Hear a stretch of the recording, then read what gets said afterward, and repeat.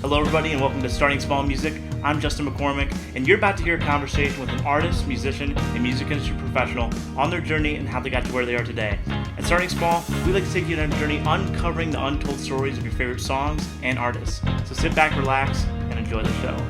Just keep a smile on your face and it'll be okay. Try not to be bitter, you gotta do it either way. Keep a smile on your face and it'll be okay. So when life throws a jab, you gotta duck out of the way. What's going on, everybody? Welcome back to the Starting Small Music Podcast. Today we have songwriter and artist Erik Dylan with us. How you doing today, Erik? Doing good. How are you doing? I'm doing good. So getting right in your story, you grew up in Kansas. What was your childhood like? I grew up in a really small farming community in Northeast Kansas, and probably a lot like every other kid that grew up in the country. We had dreams of going to bigger places and doing bigger things. And now that I'm older, I kind of just wish that I could get back to that. So, it was awesome. Did a lot of fishing and hunting and played music, of course, and worked on that kind of stuff. Were you a K-State fan or a Kansas fan? I know there's a strong divide there. I'm a Jayhawks fan, it was a rough weekend for us, but I pull for K-State too. I've got a lot of buddies and family members that are K-State fans, but the farther I get away from Kansas, the more I just support all the teams. I even root for pretty much any Big 12 team if the Hawks aren't in it. For sure. Now, growing up, who are some of the first artists or albums you remember listening to that made you resonate with music? Two of the big ones. I mean, they're Billy Joel Greatest Hits 1 and 2. That was a big record for me to listen to and just realize how great the songwriting was. The songs on it was like the first thing that I can remember buying with my own money as a kid. I bought that. Another one was a Jerry Jeff Walker record. Mm-hmm. And I noticed I resonated, like certain songs resonated with me. There was a song called LA Freeway on that record. And I looked in the liner notes and noticed that the name next to that was G. Clark, which was Guy Clark. Mm-hmm. And that led me to Guy Clark, Steve Earle, Townes Van Zandt, all of those incredible songwriters that made me want to move here. And honestly, when I moved to Nashville, half of it was just hoping that I could meet my heroes, so it's very cool that I get to do this and write with some of those people now that are still with us. For sure. Now, did you pick up a guitar or any instrument at a young age? Guitar was probably 5th or 6th grade. I started learning. There were always guitars around because my grandfather played, my dad played guitar, and they were always around. But I think when I don't know, some of the music that made me want to play guitar wasn't country music. It was learning the intro riff to Enter Sandman, or Smells Like Teen Spirit, and all of those Seattle songs that were coming out at the time. But the farther I guess the older I get, the more I go back to what I listened to at a very young age, which is probably like you. It's what your parents were playing in the car when you were riding in the back seat. And luckily my parents listened to really, really good 70s country music and very good singer-songwriters, James Taylor and Billy Joel and people like that, Elton John. So now, in high school, were you kind of starting to play out in your local area, forming bands or anything like that? Yeah, I mean the garage band, just if one of your buddies said that he wanted to play bass, he was the bass player, that kind of thing. But a lot of that was just for fun and just sloppy cover band music that we all do when we're just learning how to do it. So yeah, those were fun days though. My parents put up with a lot because it was our garage. Ah, man. But, were you writing anything at that time, or had you not really written any original material? I guess I was, but it wasn't very good. I was learning, Yeah. so I don't know that, when I got to Nashville even, I thought I could write a song when I got here, and I realized very quickly how good the songwriting is in this town, and that I had a lot of work to do if I wanted to get on that level with the people that I wanted to be writing with, and the people that I aspired to be when I was, more successful. So, Sure. yeah. Now, coming to like senior year of high school, did you have the plan of moving to Nashville already? Did you go to college? What was that plan? I had no clue that I didn't understand how a publishing deal worked or anything like that. I went to KU for a year, and then I transferred to a school called Middle Tennessee State University. Hmm. It's in Murfreesboro, Tennessee. I wanted to be a sound engineer and also get into the songwriting program, but I tried for 3 semesters and they wouldn't let me in the songwriting program. So I didn't. I guess I didn't know enough music theory or something. I don't know, but so I graduated with my production and engineering degree, and with hopes to become an engineer in Nashville, and realized when I started doing internships that I love the creative process on the songwriting side more than I like focusing on one song for a day mixing. Yeah. Um, that's when I started playing open mics and just playing wherever I could in town to hopefully get noticed by somebody. I didn't know anybody in town. I didn't have any family members in the industry or anything like that. So I figured if I was not on the couch playing the guitar, if I was in front of people playing the guitar in Nashville, maybe something would happen. That's Yeah. kind of what I was thinking. And I worked a bunch of different jobs like we all do when we move here, and just whatever you can do to stay in town. That's pretty much what I did. Now, what did those first kind of months or year look like networking for you? Was it meeting people at MTSU kind of in the programs you were in, or were you going out kind of meeting people at the local like events? Really, the MTSU friends that I had going to school, I met. They didn't realize that I was in the music industry until years later, Mhm. because I worked a day job for 5 years in Nashville and was not in the music industry at all after I graduated college. So I reconnected with some people that I went to school with, but the networking process for me was the open mic circuits in Nashville. I played around 200 open mics in 2011. That was the year that I really went for it and just wanted to see if I could make something happen. Yeah. And that support system was awesome because you see the same people every night of the week, because they're all just females and males like me coming in wanting to be songwriters, and you tend to become buddies with them because they're the only people listening to your songs, because nobody else shows up to those things half the time. So, but yeah, that support system was awesome, because you could tell someone if they had a good song, or I liked that song. And sometimes you just need that affirmation that what I'm doing has value, For you sure. know. So, and I didn't co-write at all until I got my first publishing deal.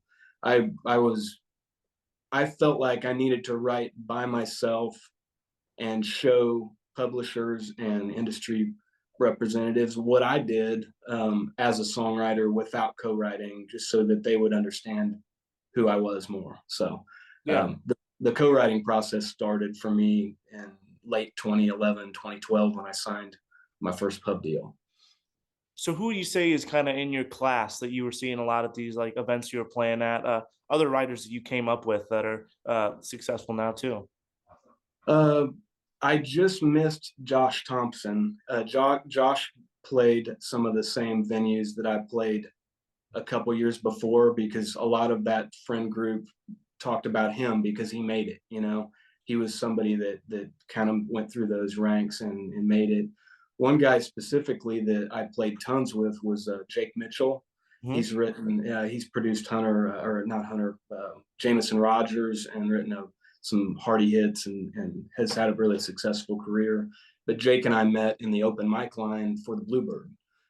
We were just two guys that were trying to figure out what we were doing and became buddies. So Nice. um, But there were quite a few different singer songwriters, and honestly, a lot of songwriters that aren't doing it professionally that I feel like were better than I was, but they didn't plan on staying in Nashville long enough to get that deal to happen.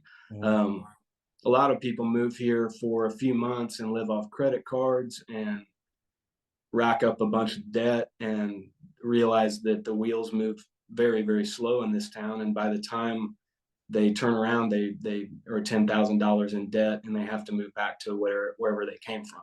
Yeah. So luckily I had a day job and I worked every day and I played every night. So that's what kept me here. No, so how does that first publishing deal come about, kind of in that first year of playing on the songwriting circuit?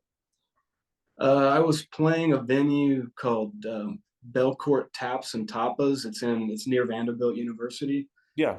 and they had outdoor speakers playing the songwriters that were in doing the songwriter round. And an artist named Kip Moore, he walked by, Mhm. and he had just signed with Universal Records and liked what he heard from the outdoor speakers and walked in and gave me his number and his email address and introduced me to his publisher, Brett James. So that's how I got my first pub deal, was from Kip. Um, just being a good dude and passing my info along to his publisher. Now, at that time, did you kind of start writing a lot with Kip? And I mean, Brett James is a huge songwriter as well. Did you guys kind of Yeah, all start collaborating together? yeah, I wrote quite a few songs with Brett. I was at that company for 3 years, and I wrote a handful of songs with Kip. There's a song called "Comeback Kid" on his Wild Ones record that was one that we wrote together. Mhm. And yeah, we didn't write a ton, but I feel like he just gave me the keys to the building in a lot of ways. Like, you're in here now, go figure it out. Go meet your core songwriters, go out and figure out the next level of this town. The You've climbed over one wall, and then there's another wall after that. So Yeah. that's what you figure out really quick in this town, is you never see the top of the mountain, and if you do, it's not for very long. And there's lots of gatekeepers in this town, and you just have to be present. And they say network, but just be present and be a good person and be friendly to people and do good work and work as hard as everyone else, because if you don't, they're going to beat you to the cuts. They're going to do everything. I mean, you just have to be present. Yeah. So how does the relationship with Riley Green form, and eventually leading you to sign with 50 Egg Music? Riley was introduced to me by a booking agent named Bradley Jordan. And he's promoted shows in the Southeast for years as Peachtree Entertainment. Hmm. Bradley introduced me to Riley when Riley was gigging a lot in the Southeast and wanted to start coming to Nashville to co-write a little bit. And so he would drive up and we would write. The first song we ever wrote was a song called Outlaws Like Us. Hmm. And that was just me and him. And then I loved what he did, and I saw potential because he did what I liked to hear and what I liked to write. And we had similar backgrounds where we grew up in more rural areas, and just the songwriting aspect, we were influenced by a lot of the same people too. Hmm. But that just started that friendship. And Bradley, honestly, and he introduced me to, I think that's how Luke Combs met me. I think Bradley might have sent that to him. Muscadine Bloodline was a band that Bradley was really tight with. Ashland Craft. There's a lot of different artists that Bradley has been in on the ground floor and just pushed and told me they were great, or told everybody in Nashville they were great, and then they are great.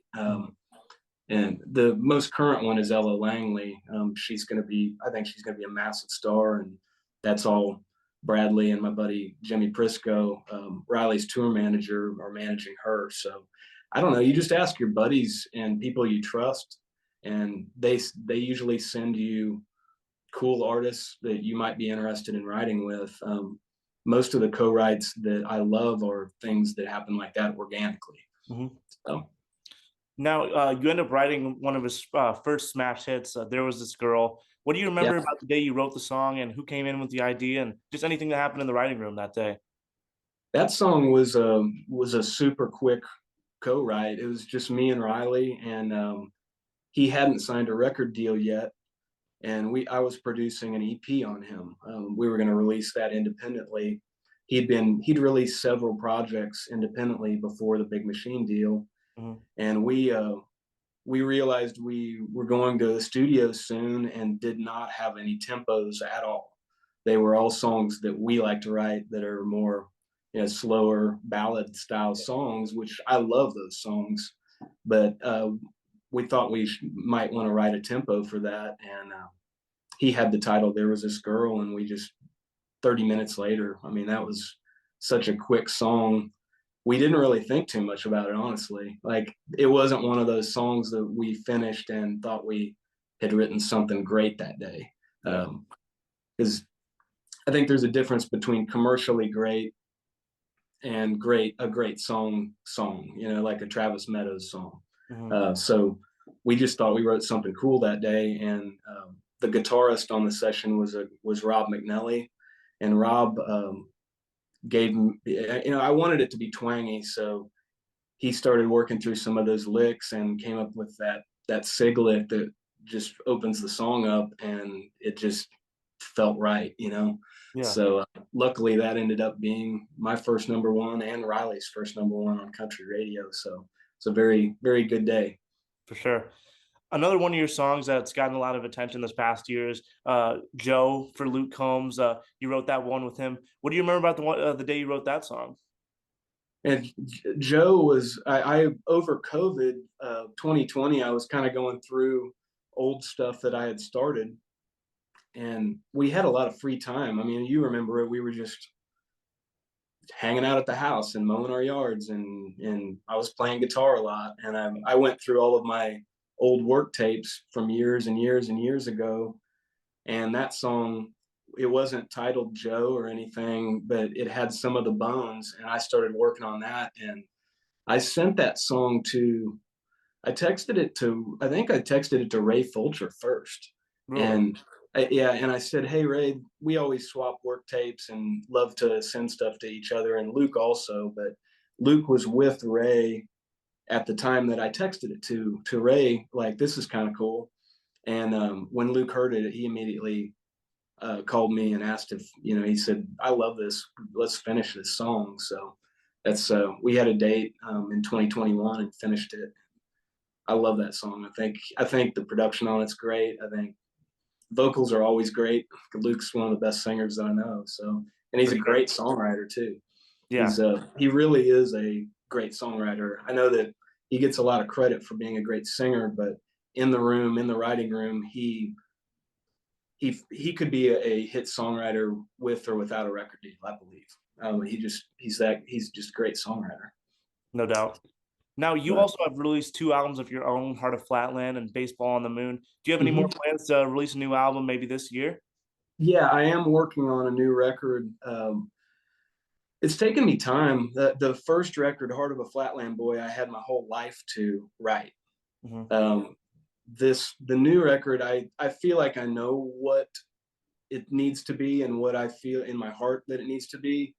Some of the hurdles that I have now that I'm getting more cuts is that some of the songs that I've picked out to cut for a new record end up getting cut. And Hmm. I consider myself a songwriter before I do an artist. And anyone that wants to cut a song, I'll give that to a major label artist to record, because that's how I make a living. Yeah, So some song, I mean, I have about 8 songs, and I'd like to have a rounded out to 10. I think 10 is a great number for a record, just for a listening experience. And I'm a big fan of just full bodies of work and cohesive projects.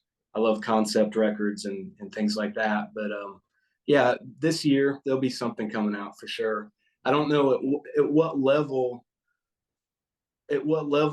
band wise, I'm not really certain on that yet, because I put a record out called Bones of a Flatland Boy in 2019 or 2020, I think, hmm, that was just all acoustic guitar vocals that I recorded on one mic. Yeah. And that really resonated with my listeners almost more than the full band recordings. Mm-hmm. So I would like to intertwine those two and maybe have a little more broke down version of the songs that I'm playing with some instrumentation, but not full blown 6-7 piece band kind of stuff. So it'll be fun though. Hopefully, I'm working on it. So that'll be really cool. Yeah. Now, I like to close my interviews by asking, what's a piece of advice you've learned along your journey that you'd give to the aspiring songwriters out there? Man, I would say to aspiring songwriters, listen to great songs, number one, because you're going to be influenced by the songs that are either good or, and that's all subjective. Like if good or bad, it's all subjective. But I think you need to be present. I think you need to stay off the couch and go play music and get out in front of people, because you must be present to win in this town. If you're not there, if you're not in the room that's going to give you the break that could possibly start your career, if you're at home playing that on your couch, nothing's going to happen. Yeah. I mean, I think we're in a different world now with TikTok and Instagram and all of the different avenues. But so if that's your room that you're playing, mine was analog, going to an open mic and driving 20 minutes here and there and catching shows. But if TikTok or Instagram is the way that you're going to connect and become noticed, and people go, wow, that person's great, I want to, something's there, then do that. But do something though. And if you're going to write songs, you need to put in the time. It's not a quick process. Sometimes it is, but you just need to do it every day like you do anything else. If you want to be a great bricklayer, you need to lay a bunch of bricks before you get good. And if you want to be a great songwriter, you need to write a bunch of songs. And the first ones are not going to be great. Maybe you'll get lucky, but it's a continuous process. And sometimes I wake up and wonder if I can even write a song. You question yourself every day. And sometimes the muse is there and sometimes it isn't. And that's not our fault. If we show up every day, then we're in the position that if we get inspired, we can write something. And if that doesn't happen, put your guitar in the case and go take a walk, whatever, but that's about, and I don't know, advice is a tough thing because it's not a straight line in this industry or in songwriting in general. It's just, everybody does it a little different, but you have to do something all the time, Hey guys, thanks for watching. I hope you guys enjoyed this episode. Make sure to subscribe and leave a comment, and check out my music on all streaming platforms at Justin McCormick. See you guys next time.